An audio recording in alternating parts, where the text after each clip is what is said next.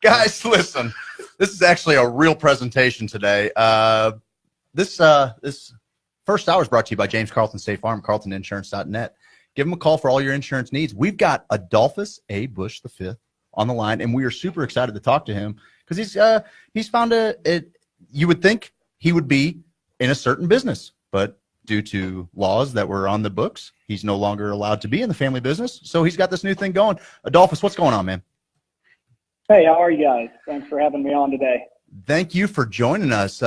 Steve and I, we talk on this show quite a bit. We're very active in trying to get the Amendment 2 passed here in St. Louis, get medical marijuana for patients. So we talk quite a bit about cannabis, and we've come across your story here that even though you are heir to probably the largest brewing name in the history of time, I guess through the buyout or nepotism laws, maybe you weren't allowed to pursue maybe that career, so you went a different angle. Tell us a little bit about that and about how you found cannabis. Yeah, so I went to Colorado State University. As you guys probably would expect, I grew up in St. Louis, Missouri. I knew I wanted to come out to Colorado for college, so that's where I ended up. During that time, I got to see the cannabis industry kind of booming while I was in college, and then shortly thereafter, I got out of school. I graduated. We went recreational out here in Colorado. And I was planning on going back to St. Louis and working for what used to be the family company that my great-great-grandfather started. And I went back and interviewed probably I believe it was in between my junior and senior year of college. And everything went really well. And 2 weeks later, I received a call, and I was told that it was a conflict of interest and they could no longer hire Busch family members. It was probably a blessing in disguise. I came back out to Colorado. I got into the cannabis industry. I knew that I wanted to start a company from the get-go, but I also knew that I needed to learn as much as possible about the industry as a whole and the products that were currently on the market. So I worked in several different facets of the industry before I decided to start my own company, which is ABV Cannabis Co. And with ABV Cannabis Co., what are you specializing in? You have edibles? Are you specializing in the herb itself? What do you got going on there? Yeah, so right now we produce products using the highest quality cannabis that's grown in our environment-friendly greenhouses up in Salida, Colorado.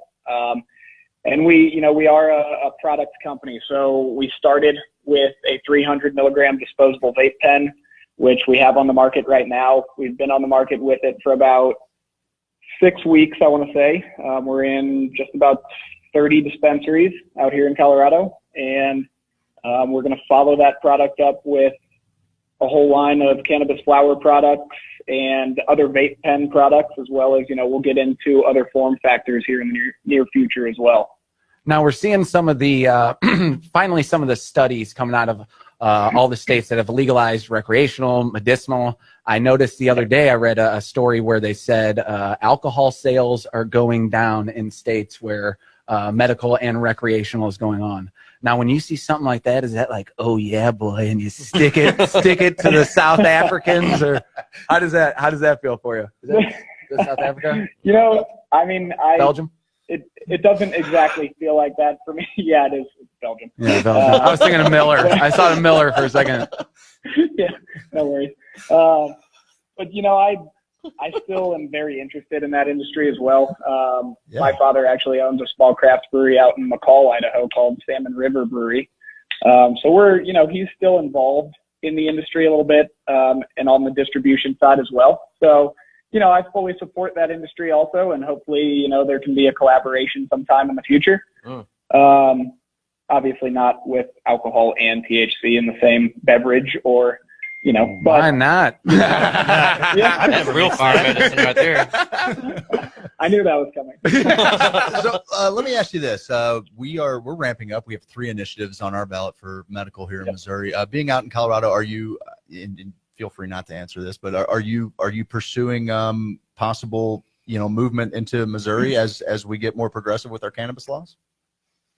Yeah, we would love to. Of course, my dad is back there for about half the year, if not a little bit more than half the year. And we have a farm out in O'Fallon, Missouri.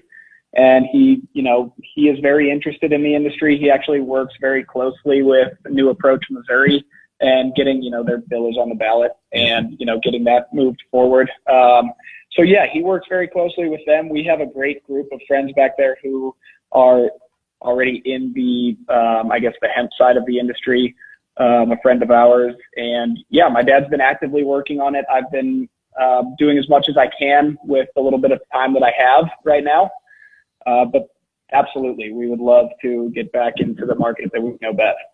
Oh, that's awesome. Now, we have a web page with a fan page, and someone brought up something funny the other day with Coca-Cola entering the CBD market when it comes to they're going to have a drink with CBD.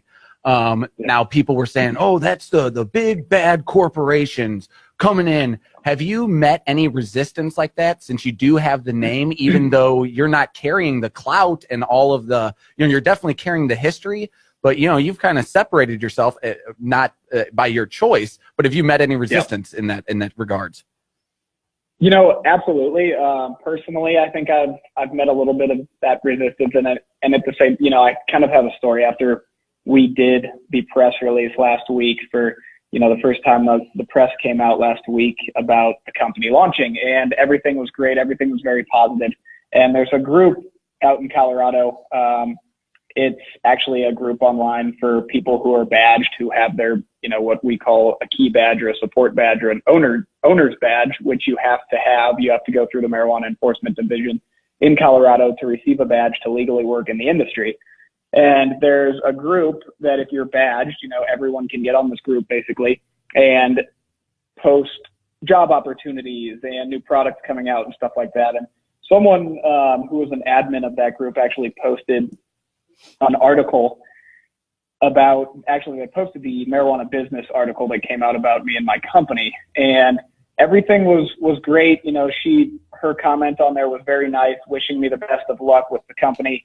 And there were probably over 200 comments, and a lot of them were very positive in the beginning. And then one guy in particular decided to make them negative, and some people followed up on his comments. And, they were in regards to my heritage and how my family has always lobbied against the cannabis industry, which is not true at all. My father has always been for it. He's always lobbied for it. He's always been pro cannabis, and I guess they just don't necessarily know the actual. So that was really the big run in with the negativity that I've, seen so far, but everything else has been very positive. Everyone that I've worked with in the industry out in Colorado has been extremely positive about it. I've of course ran into a few people who asked me about the heritage and asked me if, this is the company getting into the cannabis industry, which absolutely it is not. We've not been affiliated with it since 2008. So this is my company that I started. And yeah, I'd have to say at most everything has been positive so far. Fantastic, man. I actually, I think it answered a question because it was building off of Steve's. Because you're from a long line of brewers, and I think you kind of answered. Obviously, you said your father was pro cannabis. The family on a whole, Thanksgiving dinner is, hey, I'm thinking about starting this cannabis company, and everybody's like, what are you thinking? It's like Capulets and Montagues, was there a little from the extended family? Is that has there been a bit of a stigma, or? I haven't necessarily sat down and talked with a lot of my aunts and uncles about my company. It's not Thanksgiving yet. I will let you know that my direct family, my father and my mother and my two sisters, they've been very supportive. In the beginning, I think my mom and my sisters kind of questioned the industry and where it was going and what could potentially happen. Yeah. My dad was all for it. He saw the opportunity there, and from the beginning, he was all for it. But now they're all on board. They see that there's no turning back, really, with the industry and how things have been progressing. And, everyone is on board. And I have some extended family has definitely reached out and congratulated me. Fantastic. So I think everyone is on board. Good deal, man. That is awesome. Now, you're dealing with two South City Hoosiers here. And I think of you growing up. And what are you, 25, 26? How old are you? 27, actually. 27. Happy birthday. 28 tomorrow. Tomorrow, yeah. But your birthday's tomorrow, for real? Nice Happy call. birthday, man. It is, yeah. I knew it. We had a psychic on the show last week. I think he was rubbing off on me a little bit in more ways than one. But here's the deal. I have the thought of, I grew up in little meager, my parents made bad decisions. I'm gonna put it out there right now. But I imagine, what was it like growing up in St. Louis? Like, I'm sure you could go hang out at places and you had just Always there's under the families. microscope? Yeah, were you always under the microscope? Or we used to sit in a parking lot. We're gonna go hang out at Craig's house tonight, or what's the deal? I imagine are we gonna hang out in the west wing of one of the houses? What's going on there? I don't want to, I don't want to make it sound like Richie Rich or anything. But what was it like? Explain that to a pauper like me. I imagine your dating life was at least decent. When my Jesus. this is great. Growing up was, it was pretty much a normal childhood from the standpoint of, going to school, being treated like a normal human being. When I was at a younger age, there were some things that happened later on, I guess, in my high school career that definitely were kind of unexpected. That's so for unfair. the most part, growing up, it was great. It was a little bit different for me and my family, I guess, just because we had, for example, Grant's Farm. That's where we spent our Christmases and Easters with the entire family. So my father and his brothers and sisters and all of their kids. And there's 30 of us cousins. That's awesome. And That is cool. so it's a big family. Since those days, it's grown apart a little bit, I'd have to say, which is unfortunate. There's been certain things that happen in that big of a family that just makes, I get it, man. My aunts and uncles have, and my father have grown apart a little bit, and we don't get to do those big dinners anymore, unfortunately. But that was, growing up there and growing up on our farm out in O'Fallon, we've always been a big hunting family and a farming family out in O'Fallon. So that was a little bit different than, I guess, your typical childhood in St. Louis. And you hunted in Grant's Farm for fun. I'm gonna give me a wildebeest today, Daddy. Easy. What is it?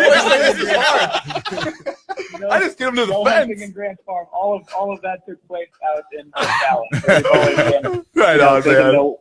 Waterfowl hunting and whitetail and stuff like that. So That's cool. That's very we cool. do not go into the deer park at Grant's Farm. I want to put that on the record for the lawyers. For sure, yeah. No one listens to this show okay. anyway, so you're Yeah, good. you're You're good. totally good.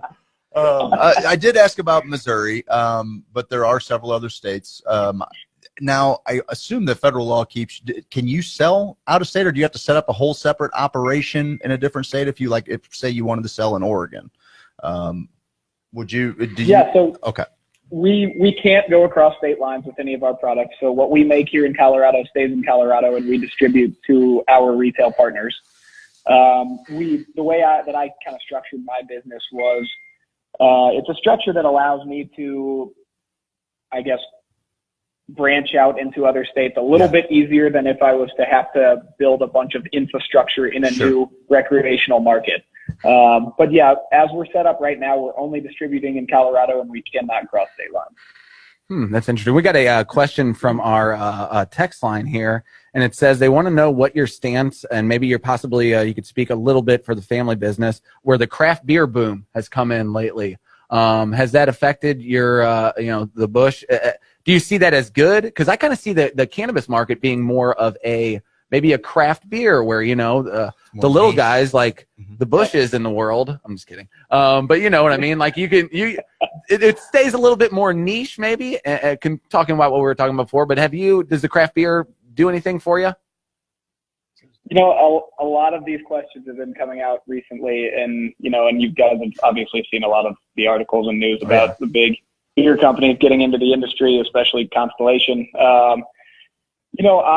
I'm a big fan of craft beer. Since I've been out in Colorado, it's definitely, I've become more and more fond of craft beer. I did not drink much craft beer before I really was out here in Colorado, of course, because I wasn't 21, but also because Colorado is known for craft beer, and it's an incredible place to be if you're a craft beer company. And I couldn't speak on, I have definitely read some articles that it is affecting the more commercial beer like Budweiser or Bud Light, but I couldn't speak on behalf of that.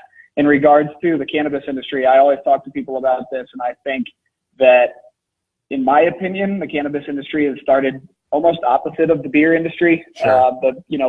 Lighter lagers, well, going back to when lighter lagers came out, at least, we really started with more of a craft industry in cannabis. So we started with a medical market out here in Colorado. Back then when I was in college, it was caregivers growing in their house. They were trying to grow the best cannabis they possibly could and distribute it to these local dispensaries who would pay them, and they would register them as their caregiver. And, since then, I think we've moved and, trying to grow and produce as much flower as possible to then either sell in the raw form or put into a different product. But, I think we kind of started opposite with beer and with cannabis. I love craft cannabis and, those smaller operations. I'm also a big fan of, commercial cannabis and just being able to produce quite a bit of cannabis through environmentally friendly business practices and, just be a large company that stands out in the industry. Oh, yeah. I was looking up recently about public places to consume.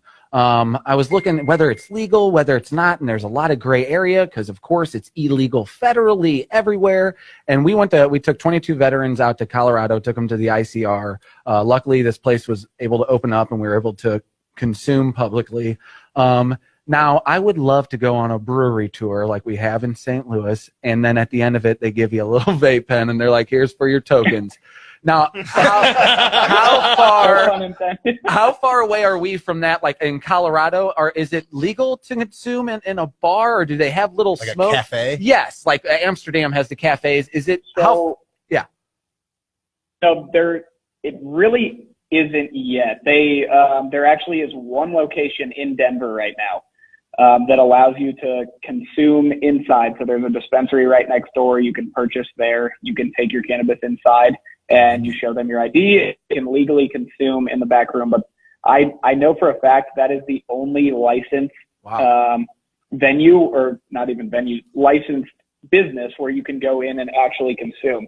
There are venues now that allow consumption. So if it's, a private party or private event at a private venue, I believe it's up to their discretion as to whether they will let the group consume cannabis and in what form. And at the one venue that does have a license out here in Colorado, that the only one that you can actually go into and smoke right now, they won't let you smoke flower. So you can eat edibles, you can vape, you can dab, you can do all that.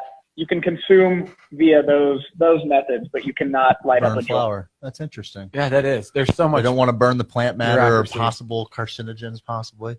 Hey, listen, Adolphus, we're coming up against a break. We want to give you a chance to plug your business a little bit because we do have several listeners out in Colorado. Yeah, we do. If you want to talk a little bit about that, maybe say some parting words about the what we can have to look forward to in the cannabis industry. Man, we can't thank you enough for joining us.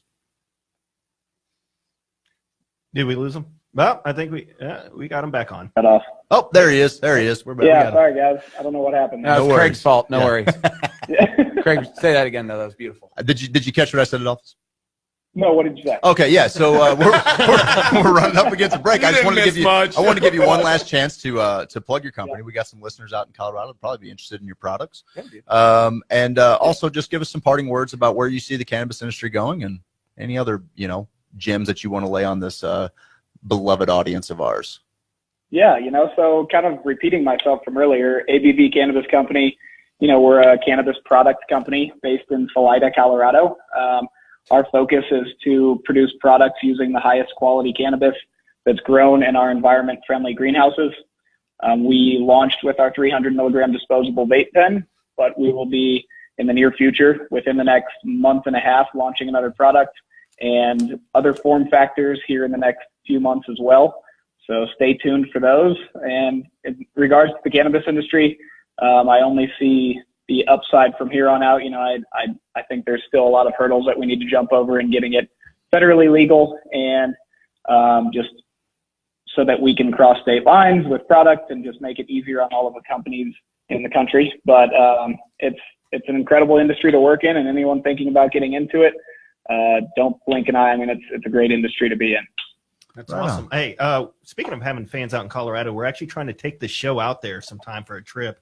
It's in a very early stages of planning, so hopefully we'll get to see you, hang out, and maybe you'll have some free samples for us. That's our producer. He's not paid. Yeah, he didn't pay attention to the whole interview. He just wanted to pop in with that last thing at the end. He knows what he's doing. I try to give these guys a lot of mic time. Steven actually texted me once. He goes, I don't get enough mic time. That was one time. Jeez. Are you guys gonna argue right now?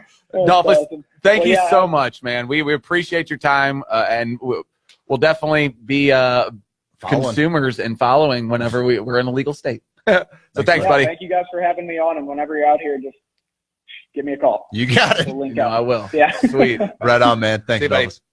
Have a good one. Bye. Adolphus Busch V. We're hanging Awesome. with big Steve, kudos to you. You were very good there. Oh, wow. Yeah, you were very good there. You You really gave me a hearty chuckle, a hearty little chuckle.